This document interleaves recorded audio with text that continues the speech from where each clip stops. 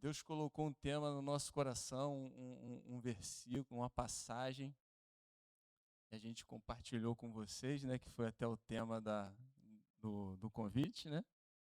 Quando parece tarde demais. E a gente vai ficar do ladinho aqui?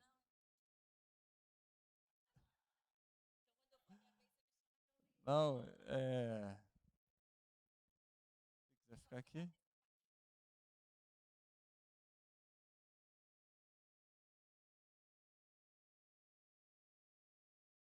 E quando começou o louvor, eu fiquei muito impactado com o cuidado do Senhor, com a igreja dele e com a gente. Porque, obrigado, irmão.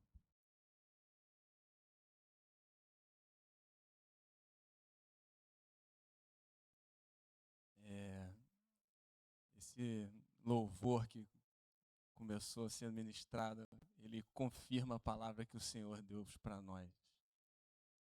E eu fiquei ali agradecendo e com meu coração cheio de alegria, porque realmente vai ser Ele que vai falar, é Ele que está no comando. E quem não conhece um pouco da nossa história, mas eu e a Gisele, a gente se converteu aqui em Copacabana há 25 anos atrás, e Deus usou a vida desse casal abençoado, que foram os nossos pastores, discipuladores, aqueles que deram leite, deram mamadeira, deram papinha pra gente. E graças ao Senhor a gente tem permanecido, a gente tem se fortalecido nele, em meio às lutas, em meio às batalhas, em meio aos desafios, em meio aos processos. E uma coisa é certa: a promessa e a palavra dele vai se cumprir. Isso ele faz questão de mostrar para os seus filhos. O cuidado que ele tem com cada palavra e cada promessa que ele liberou sobre nossas vidas. E vou para o texto aqui, porque senão... Quanto tempo a gente tem?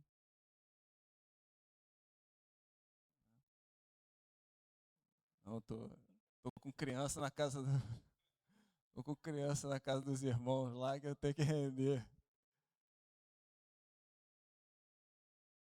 Então queria pedir para vocês abrirem suas Bíblias em João, Evangelho de João, capítulo 11,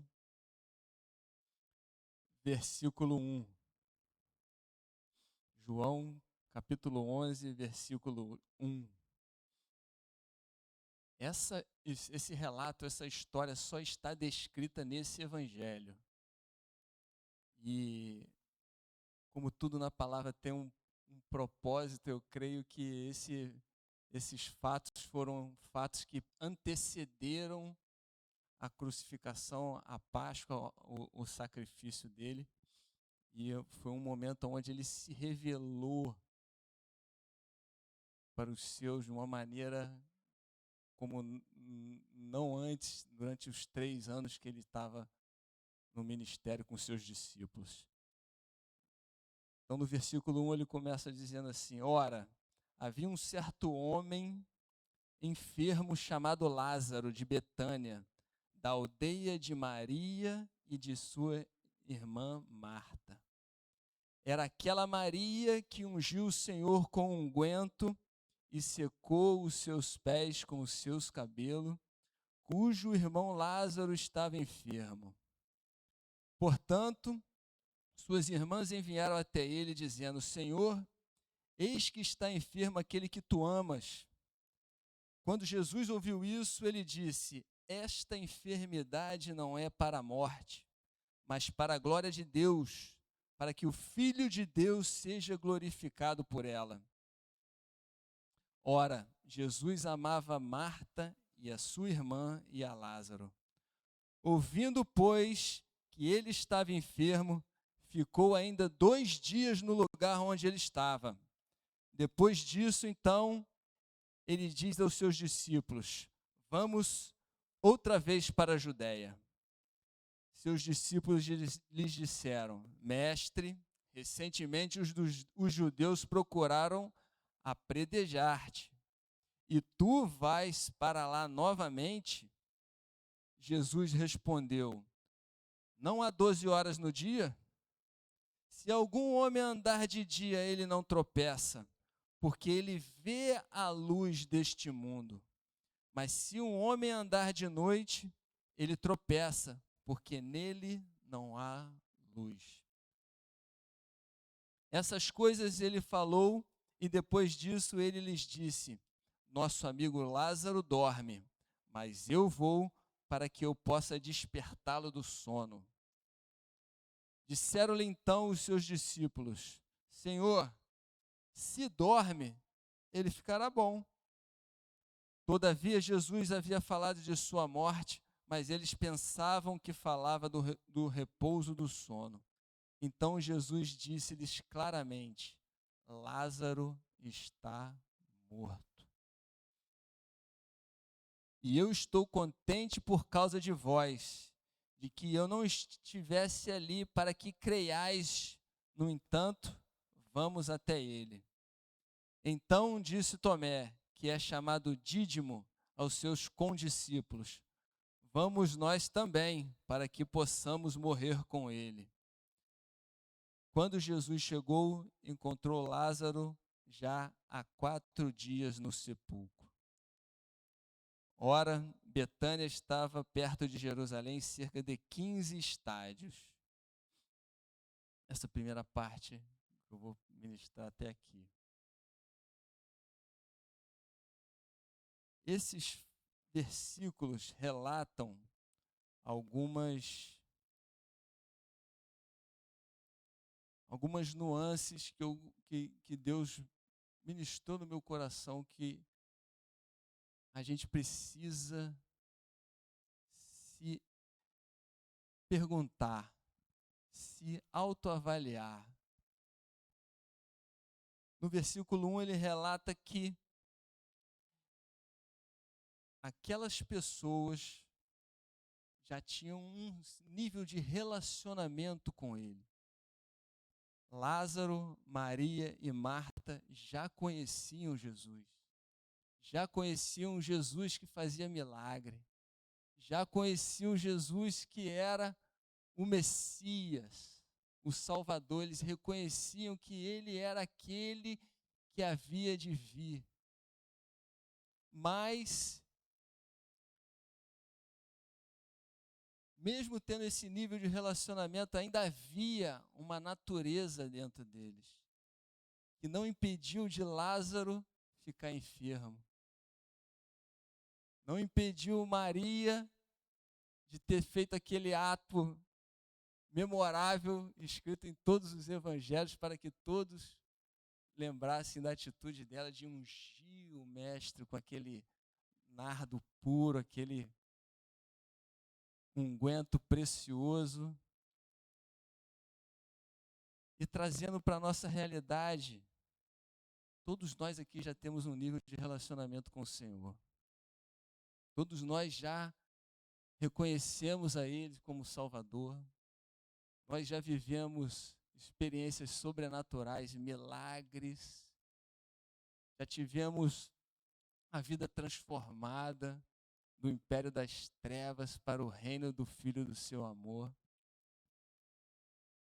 Mas ainda estamos num processo, ainda estamos num caminhar, ainda estamos num aperfeiçoamento dos santos. Aquele que é santo se santifique ainda mais. E dentro desse processo nós nos deparamos com algumas limitações, com alguns traumas, alguns embaraços da nossa alma. E no nosso relacionamento conjugal a gente se depara com crenças, com culturas que a gente recebeu, por um lado, dos nossos pais, dos nossos avós, que foram estabelecidos dentro da nossa alma como o jeito certo, mas é assim que minha avó fazia, é assim que meu pai fazia, mas eu sempre ajo dessa maneira. Eu não queria agir dessa maneira igual meu pai, eu não queria agir dessa maneira igual minha mãe.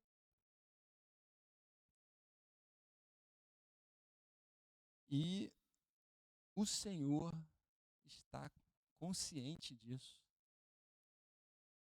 Ele deixa claro no versículo 3 que ele sabia o que estava acontecendo com Lázaro. Deixa eu te dar uma notícia, meu irmão. Deus sabe o que está acontecendo no seu relacionamento. Deus sabe a maneira como você trata a sua esposa. Deus sabe a maneira como você trata o seu marido. Deus sabe aquilo que você quer mudar na sua vida, mas muitas vezes não consegue. E você às vezes está cansado de pedir.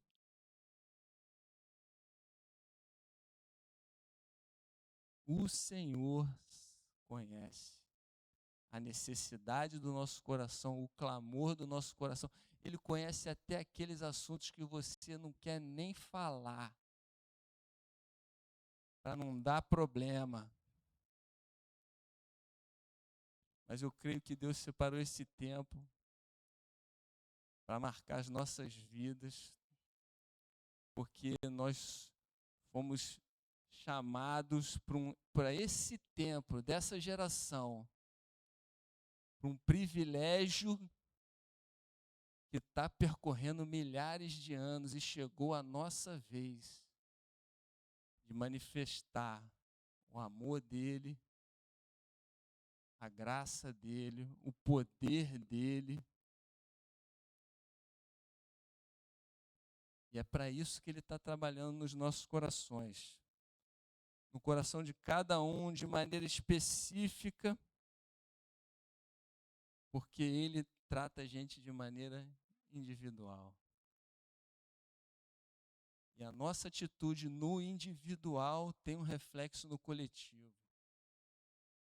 Toda vez que você se posiciona como um homem de Deus, como um pai de família, como um excelente profissional, e você honra ao Senhor com a sua atitude coletiva, você está dizendo: o Senhor está vivo, a igreja dele está de pé, existe um povo nessa terra que se chama pelo seu nome, tem a alegria, a honra e o privilégio de servi-lo. Irmãos, nós vivemos num país que tem liberdade ainda. A gente hoje, com tanta tecnologia e informação, a gente tem as notícias do que os nossos irmãos estão sofrendo ao redor do mundo. A gente não pode se intimidar e se acovardar de falar, de anunciar, de se posicionar por vergonha, constrangimento. Então, essa noite eu creio que o Senhor vai romper grilhões, barreiras, vai trazer cura. Amém?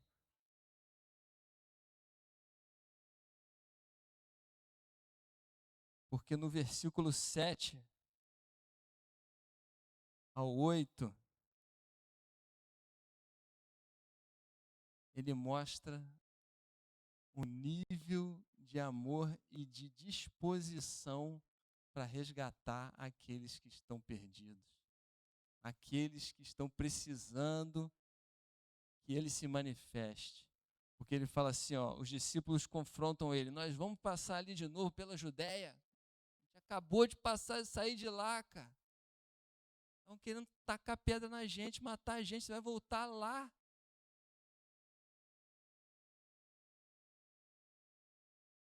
Não tem sentido isso, Jesus. Mas ele responde: não tem 12 horas o dia? Vocês não sabem com quem que vocês estão andando, não? Vocês ainda não entenderam com quem que vocês estão andando. Vocês estão andando comigo. Eu sou a luz do mundo. E onde eu estou não tem trevas.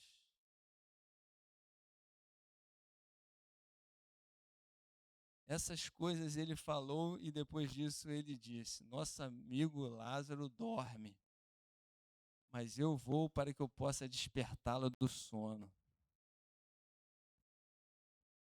Irmãos, tem algumas áreas da nossa vida que a gente precisa ter a coragem de assumir. Morreu. Morreu. Já passou da UTI já, irmão. Preciso reconhecer, Senhor, eu me rendo a Ti. Eu vou parar de ficar tentando fazer aqueles curativinhos na alma, daquelas desculpinhas para aqueles pecadinhos que seja na área financeira, seja na área emocional, seja na área da tua santidade.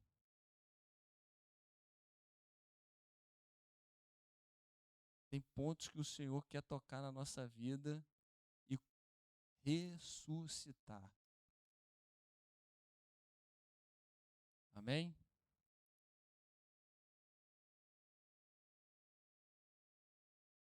Oh, aleluia, Jesus.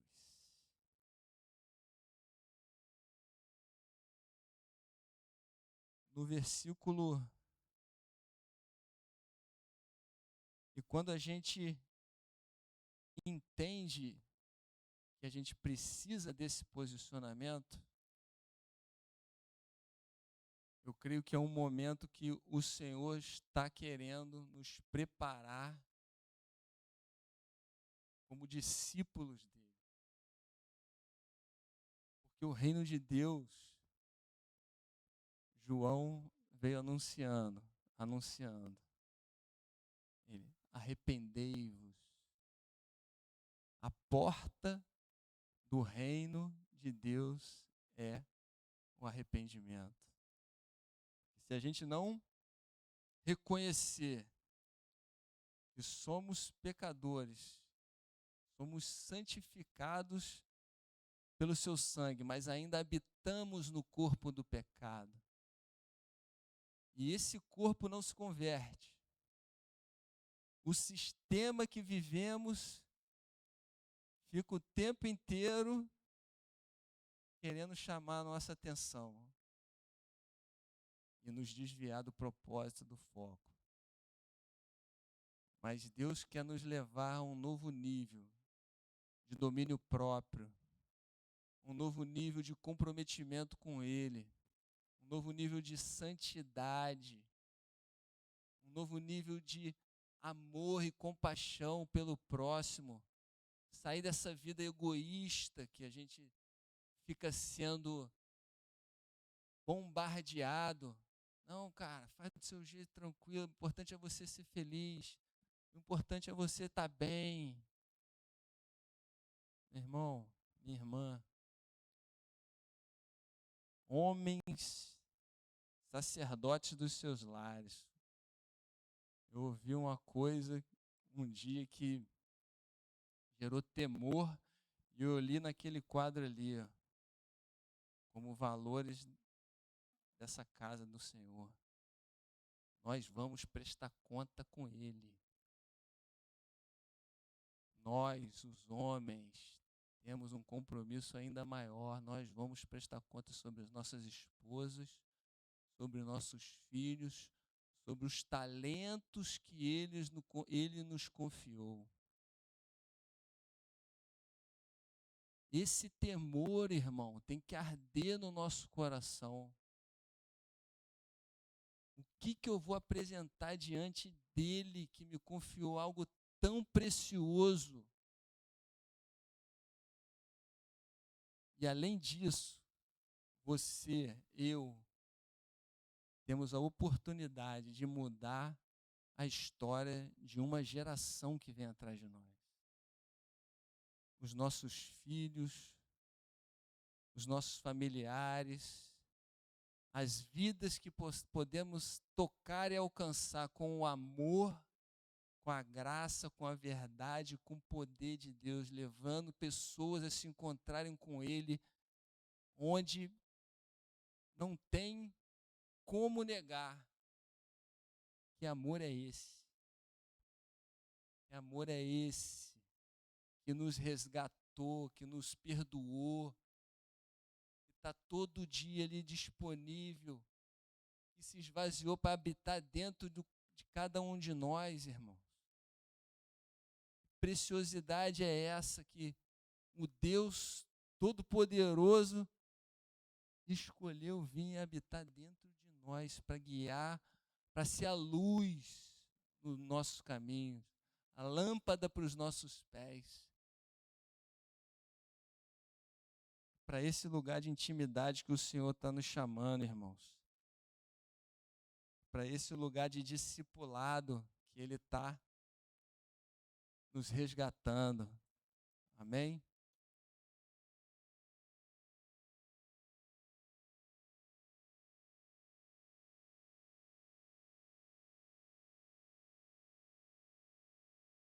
E agora eu vou deixar com a minha digníssima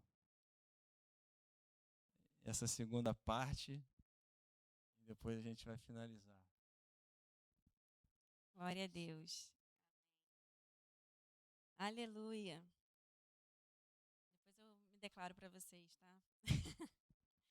Eu vou continuar aqui lendo com vocês. O Gustavo parou, foi no 17, amor? 19. Aí aqui no 20, João 11:20 fala assim, olha, assim que Marta ouviu que Jesus estava a caminho, saiu ao seu encontro. Maria, no entanto, ficou sentada em casa. Disse Marta a Jesus, Senhor, se estivesses aqui, meu irmão não teria morrido. Mas sei que mesmo agora, seja o que for que pedires a Deus, Ele te dará. Jesus então assegurou-lhe, o teu irmão ressuscitará. E Marta lhe disse, eu sei que ele vai ressuscitar na ressurreição do último dia. Esclareceu-lhe Jesus, eu sou a ressurreição e a vida. Aquele que crê em mim, mesmo que morra, viverá. E todo aquele que vive e crê em mim não morrerá eternamente. Tu crês nisso? Ela lhe afirmou, sim, Senhor, eu creio que tu és o Cristo, o Filho de Deus que devia vir ao mundo. Depois de dizer essas palavras, Marta seguiu o seu caminho e chamou Maria, sua irmã, e lhe disse em particular, o mestre chegou e chama por ti. Assim que Maria ouviu isso, levantou-se apressadamente e foi ao encontro dele. Jesus ainda não havia entrado no povoado, mas estava onde Marta o encontrara. Os judeus que estavam com Maria em casa e a consolavam, vendo que ela se levantou apressadamente e saiu, seguiram-na, julgando que ela fosse ao sepulcro para lhe chorar. Então, quando Maria chegou ao lugar onde Jesus estava, vendo, prostrou-se aos seus pés e desabafou. Senhor, se estivesses aqui, meu irmão não teria morrido. Sendo assim, ao ver Maria chorando, bem como os judeus que vieram com ela, Jesus indignou-se no espírito e compadeceu-se. Perguntou-lhe Jesus, onde o colocastes? E eles indicaram-lhe, Senhor, vem e vê. Jesus chorou. Então os judeus comentaram, vede como ele o amava. Mas alguns deles questionaram, não poderia esse homem que abriu os olhos do cego ter evitado que seu amigo morresse? Então, novamente, Jesus se indigna em seu espírito e, comovido, dirige-se ao sepulcro. Era uma gruta na rocha com uma pedra fechando a entrada. Determinou Jesus, tirai a pedra. Preveniu-lhe Marta, irmã do falecido, Senhor, ele já cheira mal, pois já se passaram 4 dias. Encorajou-a Jesus, eu não te falei que se creres, verás a glória de Deus? Então tiraram a pedra da entrada do lugar onde o homem morto estava deitado. E Jesus, levantando seus olhos aos céus, agradeceu.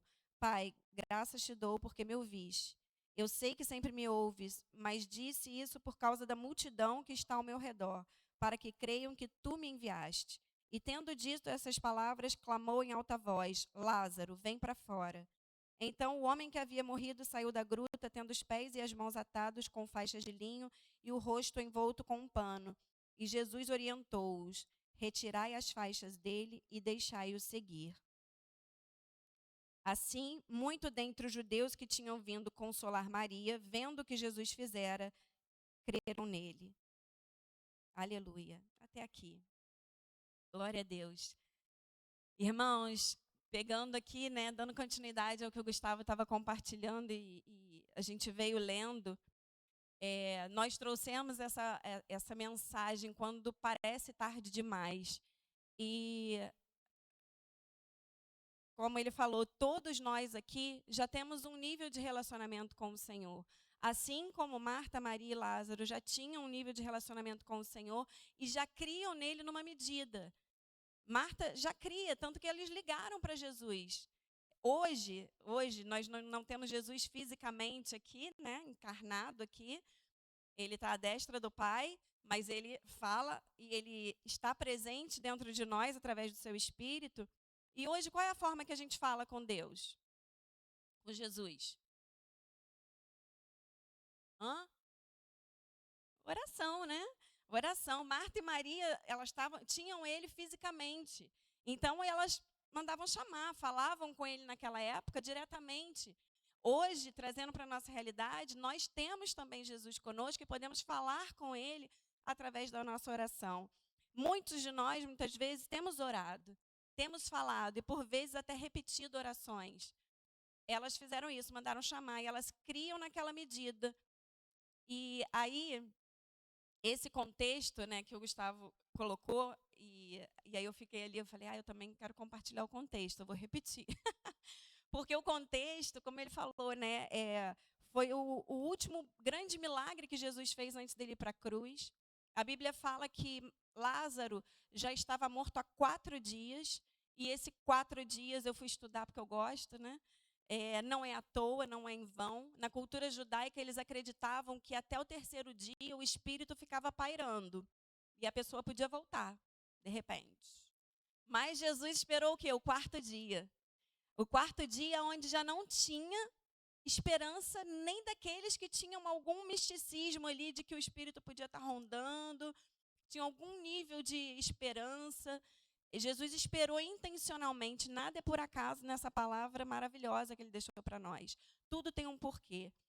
E muitas vezes na nossa vida, existem áreas que mesmo a gente sendo cristãos, mesmo a gente tendo nosso nível e medida de fé, de relacionamento com o Senhor, muitas vezes existem áreas, até no nosso relacionamento, e aqui a gente está falando para casais, então eu vou trazer muito esse foco, né? E eu posso falar isso porque, assim, nós temos 23 anos de casados. E nesses 23 anos, em muitos momentos, era assim, gente, sem brincadeira. Era tipo assim, nunca passou, de verdade, na minha cabeça nunca passou assim, quero separar do Gustavo. Nunca passou, por quê? Porque eu tinha a minha medida de fé. Eu falava, meu Deus do céu, casei, tem que ser para sempre. Mas muitas vezes, assim, se ele fizer alguma coisa, eu não tenho nada com isso. Sabe aquela hipocrisia? Eu não vou separar, mas se ele fizer... Misericórdia, né? Mas é isso aí. É a vida sendo a vida, né? Porque aqui, como o Gustavo falou, assim como Lázaro adoeceu, o corpo dele ali, aqui na terra, nós não estamos livres disso. E não é porque somos filhos de Deus e cremos em Deus que estamos alheios às batalhas.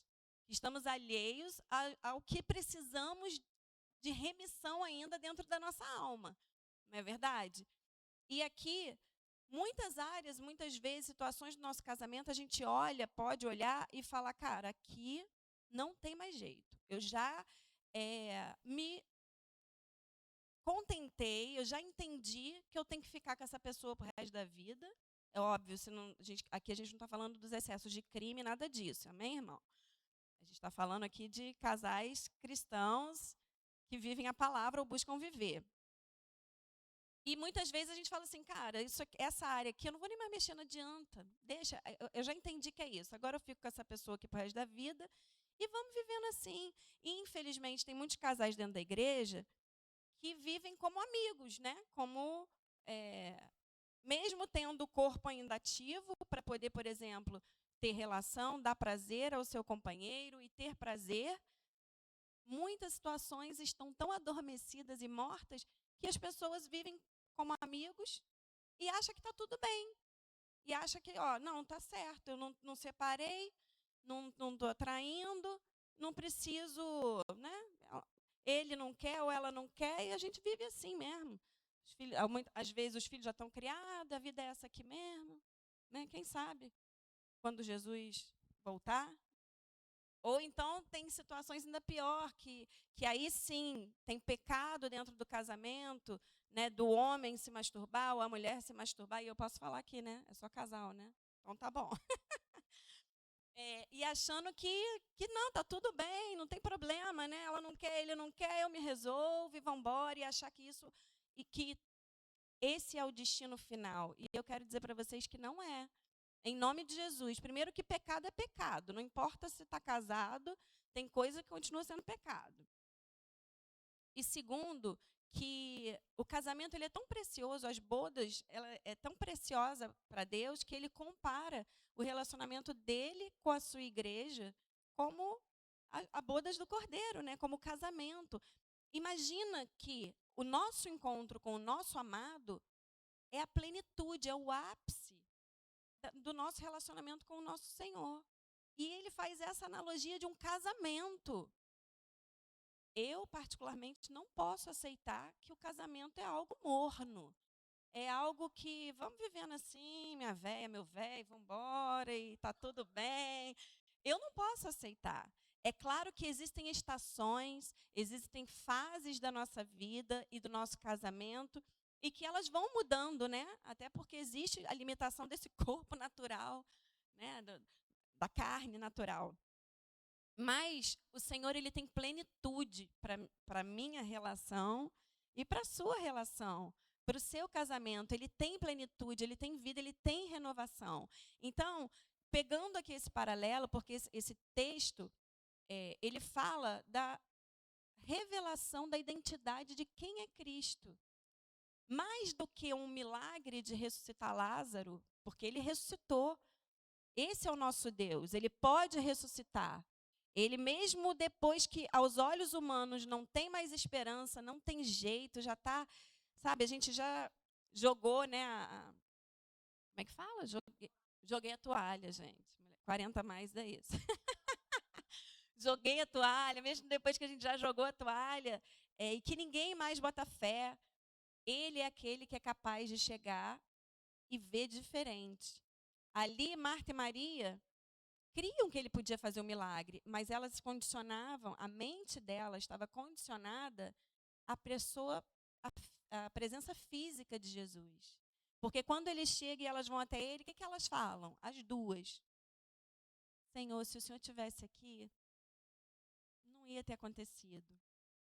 E quantas vezes eu e você temos internamente, poxa, se tivesse sido diferente, poxa, se ele não tivesse pisado na bola dessa forma, poxa, se eu tivesse, de repente, procurado ajuda antes, poxa, se Deus tivesse feito, né, tivesse aberto aquela porta, a gente não ia ter esse problema que acarreta em outros. Poxa, e muitas vezes, quais são os sis que existem na nossa vida conjugal, né, que muitas vezes faz com que a gente limite, na nossa perspectiva, o agir de Deus a uma circunstância. E ali, quando Jesus chega para elas e ele se revela, ele está dizendo o seguinte: qual é o teu problema, né? Não é o teu problema, é quem eu sou no meio do teu problema. Não é o que eu faço diante do teu problema, mas é quem eu sou. Então, não importa o tempo que você vive tal circunstância, não importa o que, de repente, deveria aos seus olhos ou poderia ter acontecido diferente ao longo da tua trajetória e da tua história de casamento, de relacionamento, importa quem Jesus é hoje na tua história. Importa a revelação que hoje você tem dele.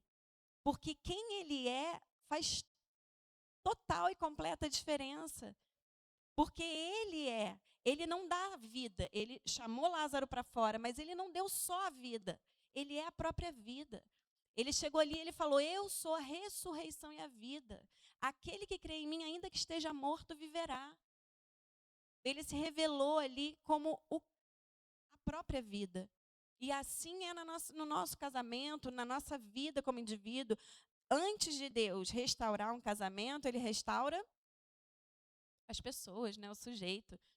Então, antes de Deus se revelar como a vida do teu casamento, ele precisa se revelar como quem ele é individualmente para você, como homem, como mulher. Quem é ele hoje no seu né, na sua vida e no seu casamento? Ele é a ressurreição e a vida. Ele é aquele que você sabe que pode ressuscitar o que for necessário. Porque elas tinham uma perspectiva, que se Jesus estivesse ali, o irmão não ia nem ter ficado doente, eu não teria morrido. Só que essa história, desde o início, quando a gente vê, né, amor, e a gente ficou lá conversando várias coisas disso, existia um propósito muito maior do que ressuscitar Lázaro. Existe um propósito na minha vida, na vida do Gustavo, na nossa vida como casal, e ele vai abordar mais isso aqui, muito maior do que os milagres que nós já necessitamos e precisamos que ele faça por nós e entre nós. Existe algo muito mais soberano a ser revelado, que é, se creres, verás a glória de Deus. A glória de Deus. Jesus fez tudo de forma intencional. A Bíblia fala que ele se demorou, ele sabia o que estava acontecendo. Ele era alheio? Não. A Bíblia deixa claro no início que ele amava essa família. Jesus não está alheio à sua situação e à minha. Jesus não está alheio às dores do nosso casamento que existem. Por melhor que ele seja, irmão, é o ferro afiando ferro. Não é? Existe. E ele não é alheio, ele se envolve com a nossa dor. Ele sabe o que a gente precisa.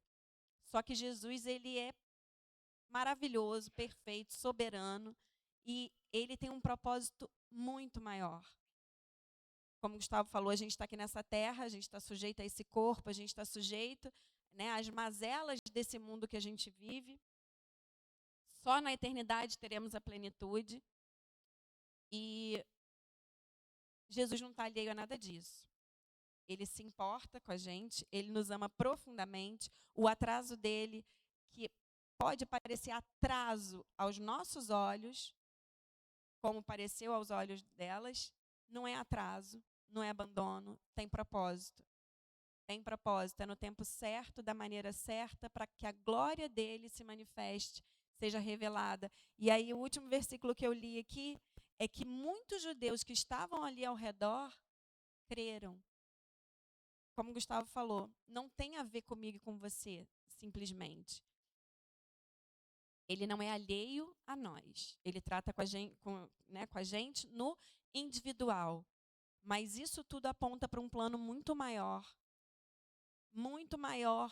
que envolve gerações, como ele falou, envolve pessoas ao nosso redor.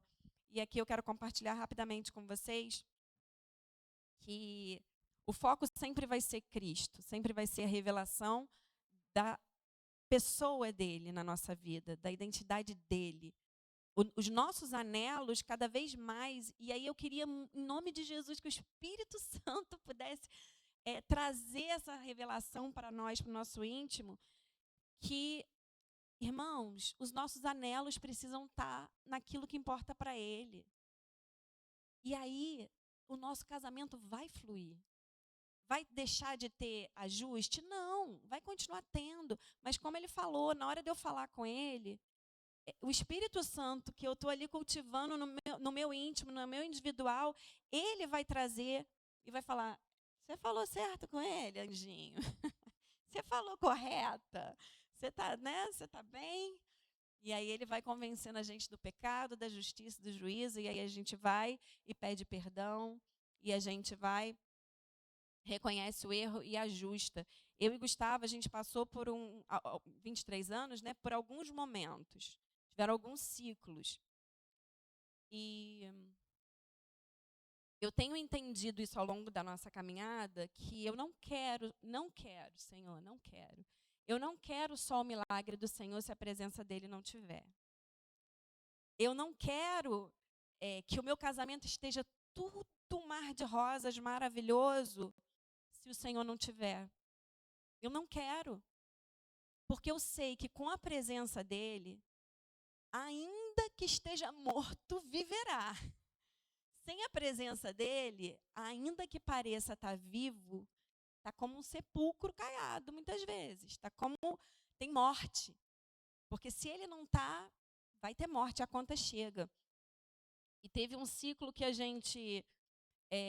foi exatamente quando a gente saiu, né, daqui de Copacabana, da igreja, e a gente ficou buscando igreja, buscando locais, e a gente não encontrava um lugar para firmar raízes, para ser de uma igreja, e não encontrava, não era problema, não era igreja não, irmãos, era a gente. Porque igreja não tem igreja perfeita. E até eu dar ouvidos, e ele também, para o Espírito Santo, para entender que igreja ainda não está adornada, ainda não está imaculada, a gente ficava assim, nessa aqui não. Ih, Deus que me perdoe, essa aquela, e aquela ali. Então, toda a igreja tinha problema, menos a gente, né? Até que o Espírito Santo vem dando aquela quebradinha. E nesse período que a gente estava pulando de igreja em igreja, a verdade é que a gente abriu muitas concessões. A gente nunca abandonou o Senhor. A gente nunca desviou da fé no sentido de sair da igreja. Mas o pior desviado que tem é o que está dentro da igreja, irmão. É o pior desviado que tem é o que está dentro da igreja. Porque você está dando todo o teu check, você acha que está tudo bem, você está fazendo tudo certinho, você está indo todo domingo, você vai.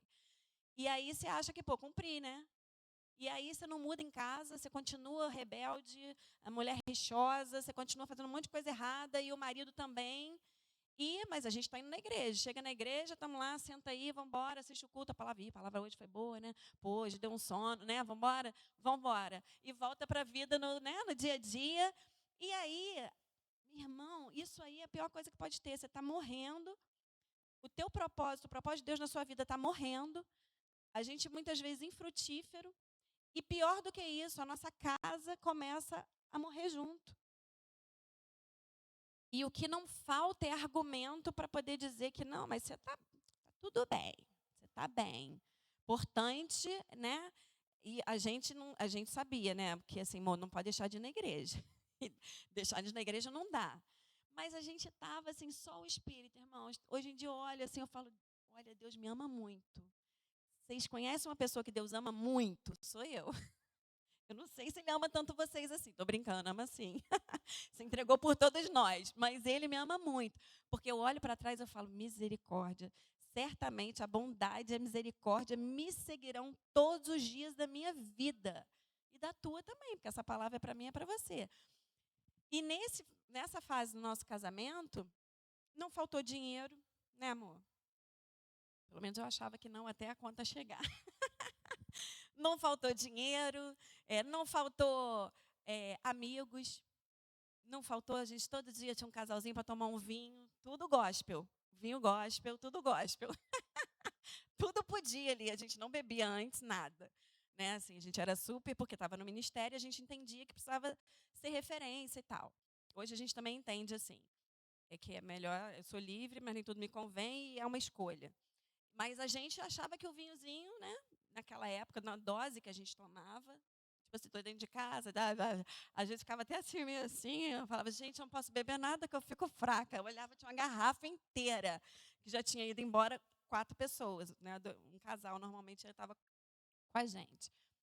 E aí, estava vivendo a vida assim, então tava light, sabe, aquela coisa sem peso, aquela coisa, né, ser crente é leve. Tava, entendeu? Dava aquelas saidinhas nossas, crianças ainda pequenas, Luísa numa fase ali de 9, 10 anos. Só que o inimigo, ele tinha um objetivo. E Deus também, glória a Deus por isso.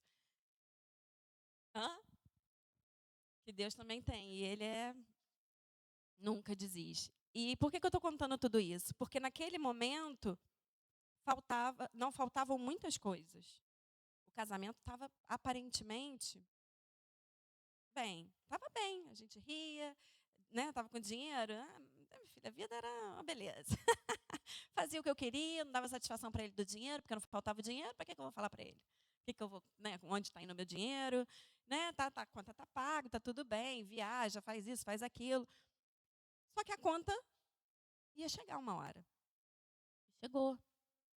Né? Até o dia que eu falei assim, como assim a gente não tem mais dinheiro? Parece até novela. Como assim a gente não tem mais dinheiro? A gente vendeu um apartamento, é toda uma história, né? Que eu não vou entrar em detalhes, mas o dinheiro acabou. Acabou o milho, acabou a pipoca, pastora Cíntia. O dinheiro acabou. E aí, nessa hora, não tinha presença. Não como a gente precisava da presença. E aí, começam as brigas. Eu fui estudar, né? Fui pesquisar. Achei uma pesquisa aqui americana que diz que 65% dos casais cristãos relatam conflitos frequentes com finanças. Causa do conflito conjugal, dinheiro e dívidas. Estava eu aqui nessa estatística com meu marido. E aí, nesse momento, começa um novo processo, um novo ciclo na nossa vida de restauração de altar, de restauração e ressurreição de um chamado, né, de um casamento com propósito. Nós nos casamos com propósito, que não foi simplesmente para fazer um ao outro feliz. A felicidade, ela é uma consequência maravilhosa, né, amor? Maravilhosa. Agora, o propósito original e principal nosso é manifestar a glória de Deus nessa terra. É cumprir o propósito dele nessa terra. E ali, naquele momento, né, no momento que veio escassez, aí veio doença, aí veio só Jesus, que veio tudo, irmãos. Sabe? Tudo que era abalável foi balançado para que ficasse e permanecesse o que era inabalável, que é o que é do céu. E ali, com essa crise, tudo que a gente queria, que a gente precisava era da presença. E por que a gente não se separou? Por que a gente não debandou? Porque nós tínhamos a presença, nós tínhamos o Senhor, nós tínhamos Cristo revelado de quem Ele era para mim, Ele para mim e Ele para o Gustavo. Ali naquele momento, muitas e muitas vezes, a gente com atritos na forma de falar, o tema é sensível quando entra finanças, aí um acusa o outro, mas você está gastando errado, mas você não sabe administrar tal coisa, mas você parece que não quer ganhar mais dinheiro, o dinheiro não é um problema. Aí começa. Aí tudo na comunicação começava a falhar, por causa da falta de zelo, e ali começa o Senhor a fazer uma restauração individual, uma restauração na comunicação, na forma de falar um com o outro, restaurar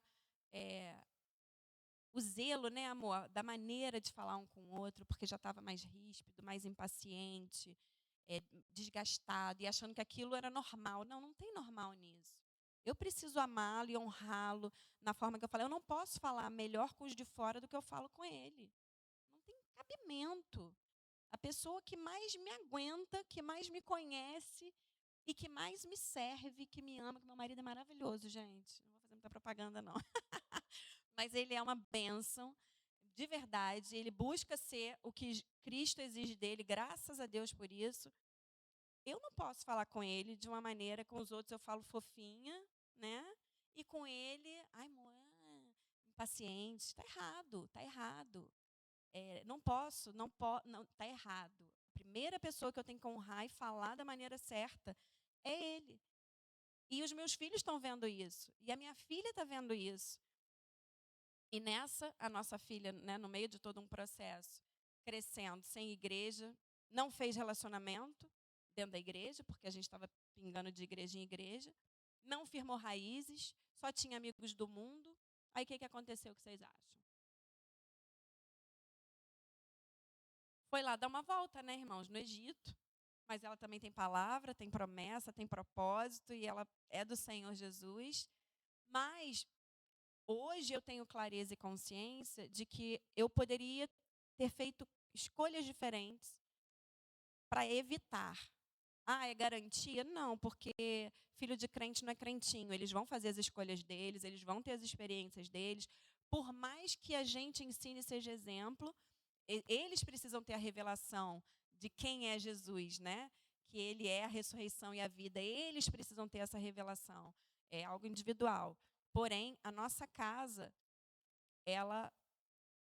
os nossos filhos, os nossos descendentes, eles estão de olho na gente. Eles estão vendo quem é o Jesus que a minha mãe serve e o meu pai servem. Né? Como é que eu posso servir esse Jesus? Qual é a seriedade que eles servem a esse Jesus? É só lá na igreja?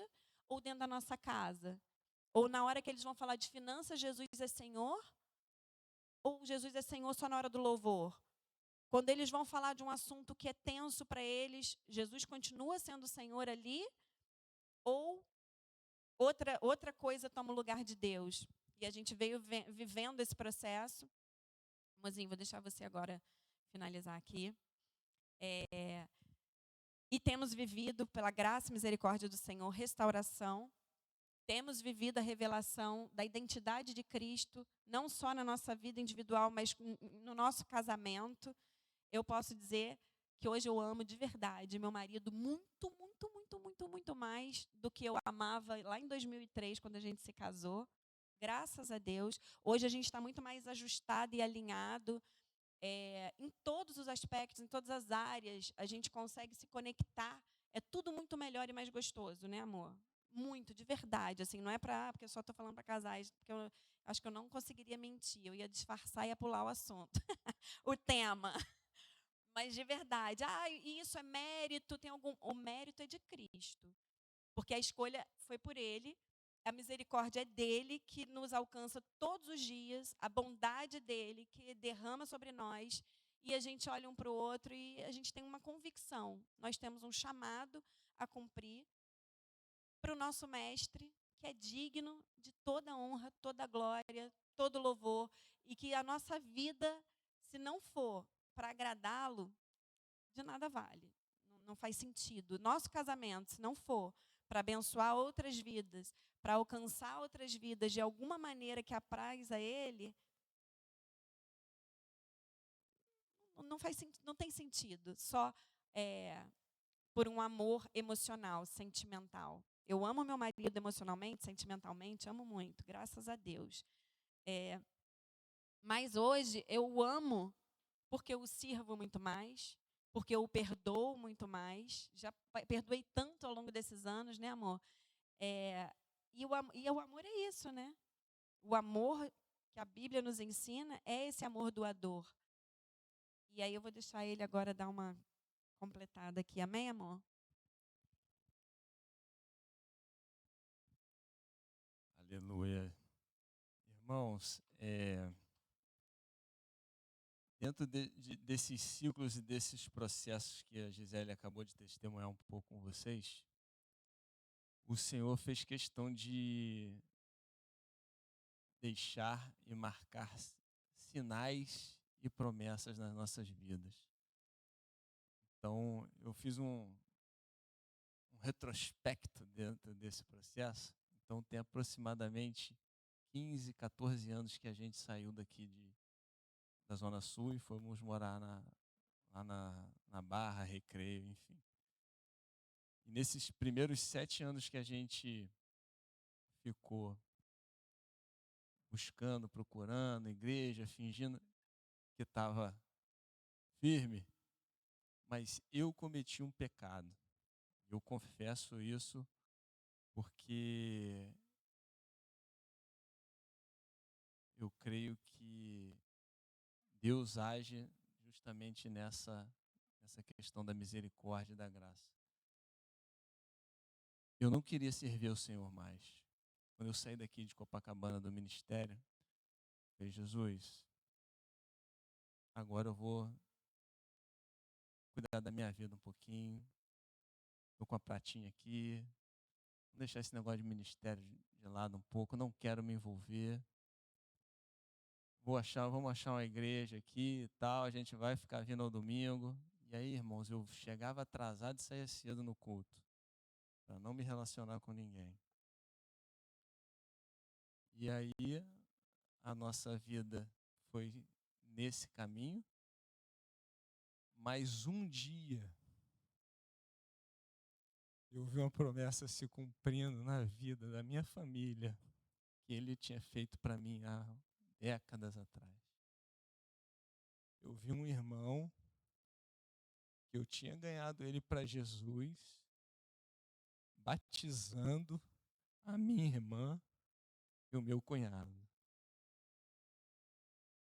Naquele dia, o Espírito Santo chegou para mim com aquela doce voz e falou: e aí, meu filho, Vamos voltar. A promessa vai se cumprir com você e você. Acho bom que seja com você, cara. Porque a obra não pode parar. Eu não vou voltar atrás. E eu sou fiel para cumprir aquilo que eu comecei na sua vida. Vamos voltar? Jesus, tem misericórdia, me perdoa. E aí a gente se conectou na igreja que a gente serve hoje. Queria dizer que a gente foi abençoado pelos nossos líderes comunicados para a gente estar aqui. A gente serve na igreja Mananciais, pastor Ricardo e pastora Aline. E aí a gente voltou, irmão. Processo todo de novo. Sentadinho no banco, começando a frequentar a célula. Fomos para o encontro de novo, que era lá no processo é chamado de impacto. E aí Deus foi cuidando de cada detalhe para mostrar. Eu sou o Senhor, eu tenho consciência de tudo que está passando na sua vida. Não vou desistir de você. E aí a gente voltou para o processo de ajustes, de servir. E essa chama não pode se apagar, irmãos. Nós temos que estar sempre com a consciência de que temos um chamado, temos um propósito, temos que servir a Ele. Não podemos viver para nós mesmos e que a pessoa mais importante é o meu cônjuge, é a pessoa que se tornou uma só carne comigo, é aquele que eu vou ser fiel até que a morte nos separe. E como a Gisele falou, né, os nossos filhos estão vendo isso. Os nossos filhos estão medindo isso. E recentemente a gente teve também mais uma promessa de Deus se cumprindo nas nossas vidas. Um testemunho rápido aqui. A Luísa, quando estava ainda na nossa primogênita, a gente tem 3 filhos. Tem a Luísa, que tem 19 anos, e temos os gêmeos, que têm 9 anos. Então, 10 anos de diferença aí. Dentro desse processo tudo, eu fui enrolando ela. Não, uma filha só tá bom, uma filha só tá bom. Aí eu fui, mandou 2. Mas quando a gente foi fazer uma ultrassonografia, que a Luísa estava com uns 4 meses, né, de gestação na barriga da Gisele, um médico enviado do inferno liberou uma palavra maldita, falando que ela não tem nenhuma síndrome, não tem nenhuma característica, mas isso não quer dizer que ela possa nascer sem um dedo, sem uma mão tortinha, alguma coisa assim. E aí, cara, a gente tinha o quê? 25 anos, 26 anos. A gente saiu do consultório médico ali, estatalado, Gisele chorando. Quando a gente chegou na Cairóis, na ICI, uma irmã nossa veio e entregou uma carta para Gisele, assim, ó. Não lê agora, chorando, tremendo assim, não lê agora. Não lê agora, que eu fiquei a noite inteira incomodada aqui, Deus mandou escrever essa carta para você e deixa eu sair daqui. E a carta dizia o seguinte: doce guerreira, que é o significado do nome Luísa, te faço perfeita. Sobre tuas mãos trarei cura para muitas nações. E aí a gente zelou por essa palavra, a gente tem a cartinha até hoje lá guardada. A gente orou, a gente declarou: a Luísa é do Senhor Jesus, ela vai ser um instrumento, e nós continuamos declarando isso, ainda que ela hoje não esteja totalmente servindo ao Senhor. mas a gente vê uma pequena nuvem se cumprindo. Porque sem a gente forçar nada, sem a gente... Hã? Não, assim, a gente sempre fez questão de que ela desse o melhor dela, que ela fosse excelente em tudo, que ela... E não tinha caô, não. Tá aqui debaixo do teto, vai para a igreja. Domingo vai para a igreja. Ah, pai, mas você vai para a igreja. Vai vir para a igreja. E os meninos também vendo isso e acompanhando. E esse ano a gente teve essa conquista, ela teve essa conquista, que foi uma confirmação dessa promessa que ela passou para a faculdade de medicina. Esse ano ela vai começar a cursar medicina e quando ela passou, ela reconhece, ela vê como Deus tem sido cuidadoso e bondoso com a vida dela. E eu queria encerrar pedindo para o Bruno colocar uma música. Eu queria só compartilhar com vocês que, assim, algo que ele falou uma parte. Quando Jesus chama Lázaro para fora, pela palavra, Jesus chamou Lázaro e Lázaro voltou à vida. O milagre vem dele. O que você precisa, eu preciso, vem dele, vem das mãos dele. Mas aquilo que é a parte humana, que a gente sempre ouve nessa palavra, né? Ele não vai fazer nem remover a pedra, porque ele pediu para tirarem a pedra, e depois ele pede, desatai-o. Então, o milagre de Deus não se encerra impedindo o processo, não exclui a necessidade de um processo. Então, muitas vezes, na nossa vida como casal, a gente ora por milagre, a gente ora pelo milagre financeiro, pelo milagre da forma de falar, pelo milagre do amor voltar. O milagre, você precisa crer que ele já foi liberado. Agora, o processo cabe a nós.